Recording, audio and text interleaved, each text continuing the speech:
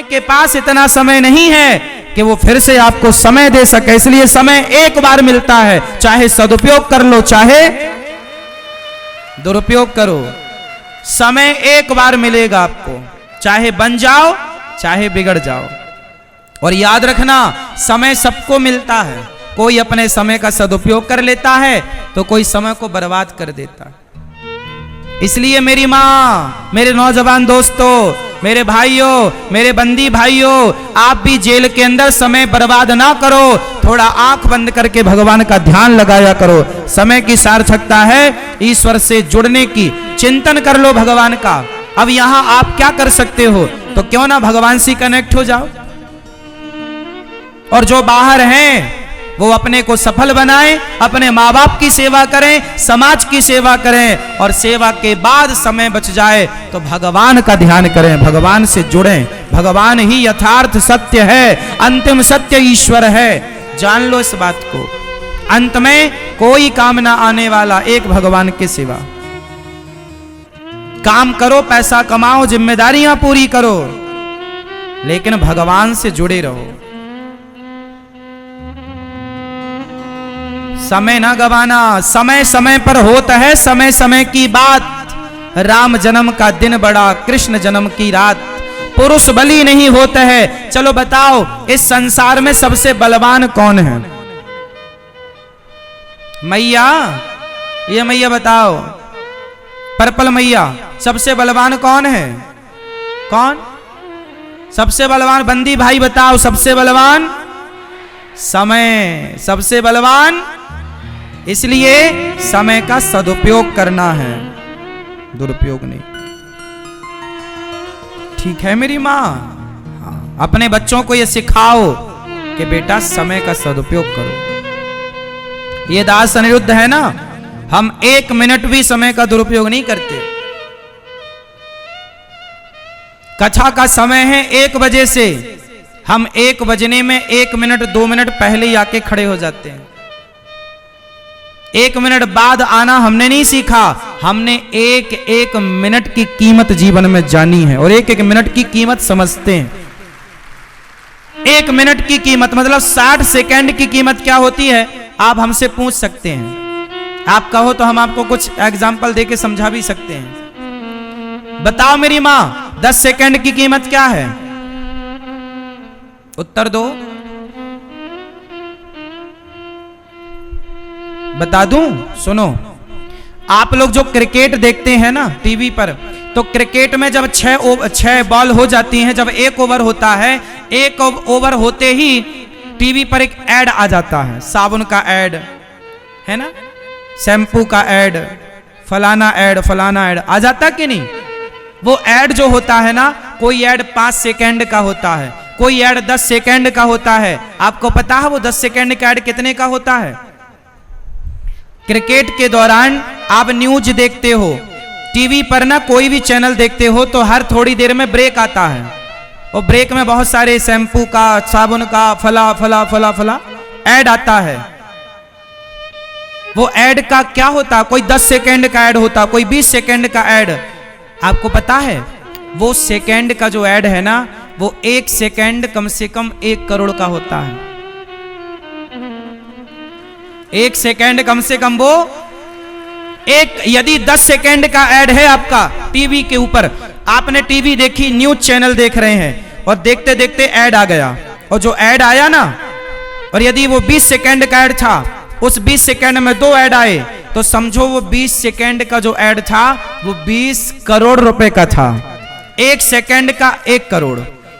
ये ऐड ऐसे नहीं बनता, 1 सेकंड से चलता है। 10 सेकंड का ऐड है तो 10 करोड़, 20 सेकंड का ऐड है 20 करोड़, 5 सेकंड का ऐड है 5 करोड़। हाँ, आपको क्या लग रहा है फ्री में होता है सब? तो क्रिकेट देखने वालों, उनका सेकंड 1 करोड़ का है, और तुम 5 घंटे क्रिकेट देख के गवा रहे हो। इससे बड़ी मूर्खता क्या हो सकती है? बात समझ में आ रही है? खोपड़ी में कुछ घुस रहा है कि नहीं?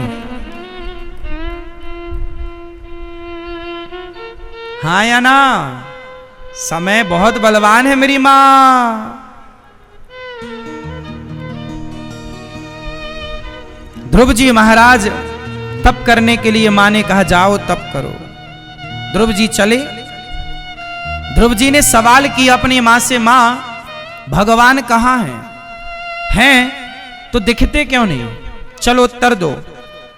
मैया भगवान कहाँ हैं? ये मैया बताएंगी। मैया थोड़ा मुस्कुरा भी लिया करो, गुस्से में देख रही हो मेरी माँ। चलो बताओ भगवान कहाँ है? कहाँ है? पहला प्रश्न भगवान कहाँ है। दूसरा प्रश्न के भगवान यदि कण कण में है तो दिखते क्यों नहीं? ये मैया बताएंगी। भगवान सब जगह हैं तो दिखते क्यों नहीं? हमारे बंदी भाई बताएंगे भगवान सब जगह हैं तो दिखते क्यों नहीं? उत्तर दो भैया, बताओ भगवान सब जगह हैं तो दिखते क्यों नहीं? उत्तर दो। क्यों नहीं दिखते मेरी मां? चलो उत्तर दे दें हम। आप लोग उत्तर भैया देंगे, चश्मा वाले भैया बताओ भगवान सब जगह हैं तो दिखते क्यों नहीं? चश्मा वाले भैया उत्तर देंगे। क्यों नहीं दिखते भगवान? उत्तर दो। मेरे नौजवान दोस्तों, आपको उत्तर देना चाहिए।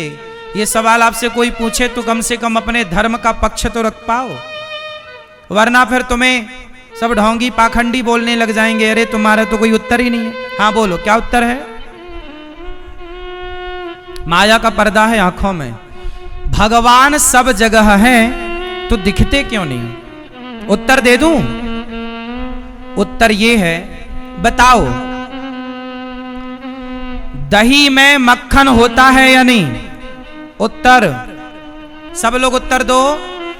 चलो, दूध में मक्खन होता है कि नहीं? हाँ या ना? दूध में मक्खन होता है, हाँ या ना? क्या दूध में मक्खन दिखाई पड़ता है? जोर से। नहीं? अच्छा, नहीं दिखता तो क्या यह सिद्ध हो गया कि नहीं होता? नहीं दिखने से क्या यह सिद्ध होता है कि नहीं है? जोर से। जैसे दूध में मक्खन है पर दिखता नहीं, अच्छा देखने के लिए क्या करना पड़ेगा? दूध को दही बनाना पड़ेगा, दही का मंथन करना पड़ेगा। एक प्रोसेस है, एक प्रक्रिया है। यदि आपने उस प्रोसेस को फॉलो किया, दही बनाया, मथानी डाली, मंथन किया, तो फिर दही से क्या निकल आएगा? मक्खन। मक्खन अलग हो जाएगा, छाछ अलग हो जाएगी। दही में मक्खन है, दूध में मक्खन है पर दिखता नहीं है। उसी तरह सृष्टि के कण कण में भगवान समाये हैं पर दिखते नहीं हैं। देखने के लिए क्या करना पड़ेगा? एक प्रोसेस, मंथन करना पड़ेगा। जैसे मंथन करने से मक्खन तक पहुंचा जा सकता है, ऐसे भक्ति करके भगवान तक पहुंचा जा सकता है। भक्ति ईश्वर तक पहुंचाने का एक रास्ता है, संभव है। क्या संभव नहीं है? ईश्वर तक पहुंचना संभव है। ध्रुव जी पहुंच गए, प्रहलाद जी पहुंच गए, मीराबाई पहुंच गई, नरसी पहुंच गए, सूरदास, कबीरदास, रैदास, रस खान पहुंच गए भगवान तक। क्यों? क्योंकि उनको ईश्वर तक पहुंचने का रास्ता मिल गया। हम लोगों को वो रास्ता नहीं मिल रहा है, इसलिए भटक रहे हैं संसार में, भटक रहे हैं। हमें रास्ता नहीं मिला। अच्छा, रास्ता क्या है? रास्ता है, बताइए वो कौन सा रास्ता है जो ईश्वर तक जाता है? वो कौन सा रास्ता है मेरी मां? वो कौन सा हाईवे है जो ईश्वर तक जाता है? हाँ बताओ मेरी मां, ईश्वर तक पहुंचने के कितने रास्ते हैं? उत्तर दो। हाँ मैया बताओ मेरी मां। मैया, ओ मेरी प्यारी मैया, बताओ मेरी मां, ईश्वर तक पहुंचने के कितने रास्ते हैं? ये पंचायती मैया बताएंगी। हो गई पंचायत मेरी माँ? चलो अब बताओ, ईश्वर तक पहुंचने के कितने रास्ते हैं? ईश्वर तक पहुंचने के जो रास्ते हैं वो बहुत हो सकते हैं, पर उनमें से कुछ मैं आपको बताऊं। ईश्वर तक पहुंचने का एक रास्ता है, बोले सत्य का रास्ता ईश्वर तक पहुंचाता है। सत्य का मार्ग। कौन सा मार्ग? इसलिए कहते हैं सत्य का मार्ग अपनाओ, सत्य के राह पर चलो। सत्य का रास्ता ईश्वर तक पहुंचाता है। दूसरा, दया। कौन सा रास्ता? दया के राह पर चलो। दया, दया करो, सत्य बोलो, दया करो। और तीसरा रास्ता है परोपकार, सेवा समाज की। आप कुछ ना करो, मंदिर मत जाओ, केवल आप दीन दुखियों की सेवा करो। आप सबकी सेवा करो, निष्कपट निष्काम निस्वार्थ भाव से। उस सबकी सेवा से भगवान तुम्हें मिल जाएंगे। ईश्वर तक पहुंचने के ये कुछ रास्ते हमने आपको बताए, इसके अतिरिक्त भी और रास्ते हो सकते हैं। ईश्वर तक पहुंचने का रास्ता पहला क्या था? जोर से मेरी मां, सत्य। इसलिए क्या बोलेंगे? सत्य बोलो, सत्यम वद, सत्य बोलो। दूसरा, दया। तीसरा, परोपकार, सेवा।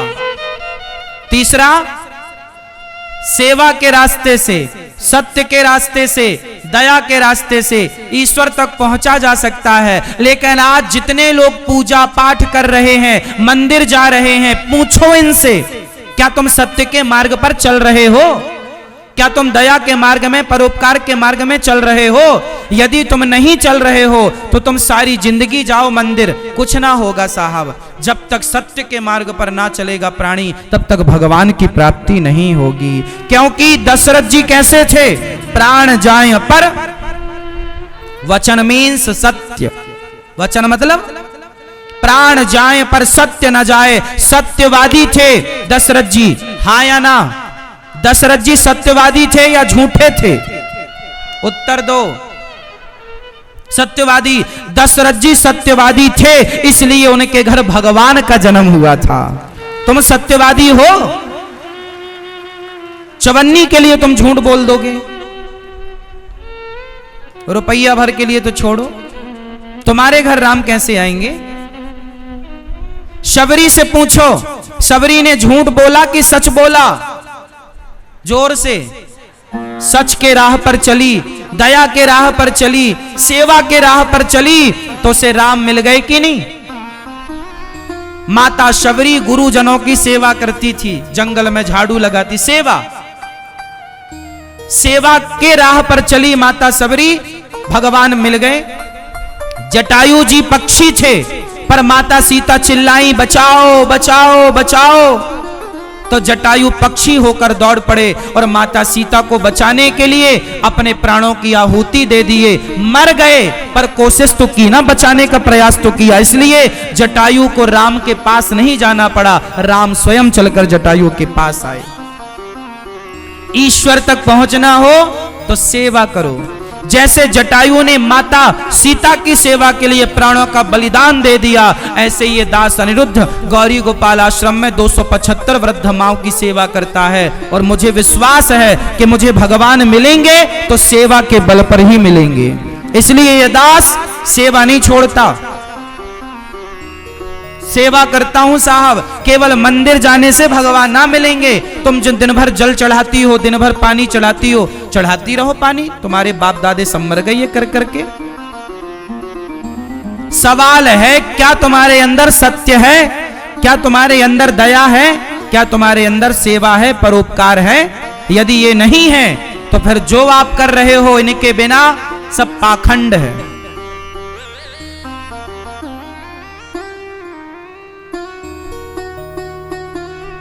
इसलिए